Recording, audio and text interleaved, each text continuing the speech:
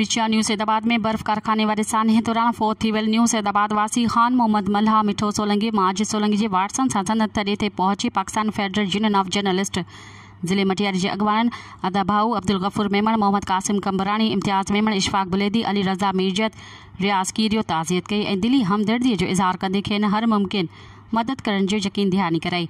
PFU जे अॻवान अदा भाऊ अब्दुल गफूर मेमण, इशफाक बुलेदी ऐं अली रज़ा मीरजत सीनियर सहाफ़ी इम्तियाज़ मेमण सां संदसि मासी जे वफ़ात ते ताज़ियत कई ऐं मग़फ़िरत लाइ दुआ कई।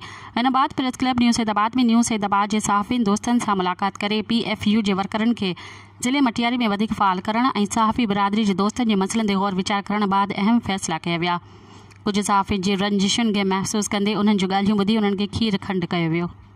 मज़ीद ख़बरनि ऐं तफ़सीलात लाइ विज़िट कयो असांजी वेबसाइट www.awamiNewsHD.com ऐं ॾिसंदा रहो अवामी न्यूज़ HD।